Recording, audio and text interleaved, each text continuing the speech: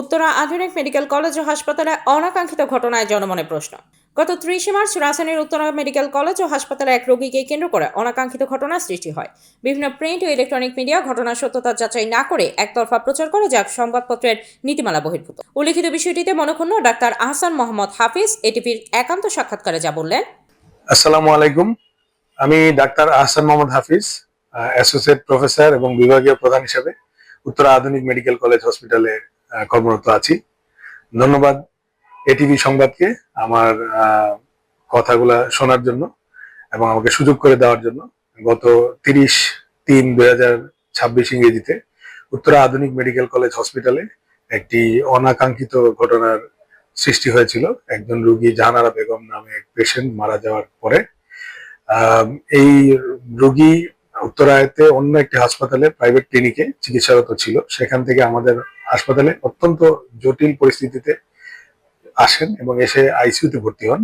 পরবর্তীতে এই রোগীর যেই স্ট্রোক করেছিল, যার জন্য আমরা চিকিৎসা দিয়েছিলাম, সেই চিকিৎসায় ওনাকে এবং ওনার ছেলে, মেয়ে এবং আত্মীয় স্বজন সহ সবাইকেই ভালো মতো ব্রিফিং করা হয়েছিল যে এই অসুবিধা হলে এই অপারেশনটা কেন করতে হবে এবং করলে কি বেনিফিট হতে পারে, না করলে কি হতে পারে, সেই সব কিছু বিষয়ে ওনাদেরকে বলা হয়েছিল। এবং রোগীকে অবস্থা খারাপ হয়ে যাচ্ছিল দেখেই অপারেশন করা হয় এবং ওনারা সর্বসম্মতিক্রমে ওনাদের কনসেন্ট ছাড়া আমরা অপারেশনে যাইনি। ওনারা কনসেন্ট দেওয়ার পরেই আমরা অপারেশনে গিয়েছিলাম এবং অপারেশনের পরে 4 দিন পেশেন্ট কিন্তু উন্নতি দেখাচ্ছিলেন। তারপরে হঠাৎ করেই 30 তারিখ সকালবেলা কার্ডিয়াক অ্যারেস্ট হয়ে রোগী মৃত্যুবরণ করেন।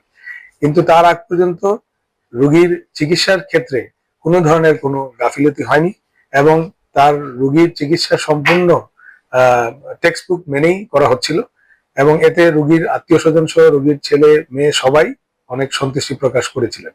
কিন্তু পরবর্তীতে রোগী মারা যাওয়ার পরে রোগীর ছেলে হঠাৎ করে অনাকাঙ্ক্ষিত ভাবে বিভিন্ন কথা মিডিয়াতে উত্তেজিত হয়ে বলার কারণে জিনিসটা ভিন্নভাবে উপস্থাপিত হয় এবং আমাদের হাসপাতাল এবং আমাদের ডাক্তারদের সম্বন্ধে অনেক কিছুই অনাকাঙ্ক্ষিত ঘটনা জন্ম দেয়।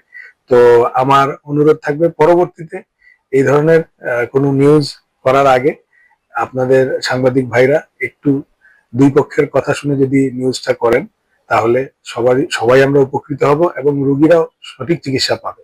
পেশেন্ট জাহানারা বেগমের ছেলে পরবর্তীতে এই ঘটনার কারণে আমাদের হসপিটাল কর্তৃপক্ষের কাছে লিখিত দিয়ে দুঃখ প্রকাশ করেছে এবং তার যে কৃতকর্মের জন্য সে দুঃখ প্রকাশ করেছে এবং যা যা অভিযোগ করেছে তা সম্পূর্ণ ভিত্তিহীন এবং মিথ্যা হিসেবেই স্বীকার করেছে। উত্তরা আধুনিক মেডিকেল কলেজ ও হাসপাতালের নিউরোসার্জারি বিভাগের বিভাগীয় প্রধান ডাক্তার আহসান মোহাম্মদ হাফিজ যা বলেছেন, এটাই সম্পূর্ণ সত্য। আমরা গণমাধ্যম কর্মী মৃত জাহানারা বেগমের ছেলে অপুর উত্তেজিত কথাবার্তায় বিচলিত হয়ে যা প্রচার করেছে তা সংবাদপত্রের নিয়ম বহির্ভূত কর্মকাণ্ডের সামিল। অনুসন্ধানে জানা যায়, মৃত জাহানারা বেগমের ছেলে অপু যেমনটি উত্তেজিত ছিল, পরবর্তীতে সে ততটাই নমনীয় হয়ে হাসপাতাল কর্তৃপক্ষের কাছে ক্ষমা চেয়ে ভুল স্বীকার করে লিখিত দিয়েছেন। সুতরাং সত্য মিথ্যা যাচাই সাপেক্ষে আমাদেরকে প্রচারণায় যেতে হবে, অন্যথায় সমাজের কাছে জাতির বিবেক হবে প্রশ্নবিদ্ধ।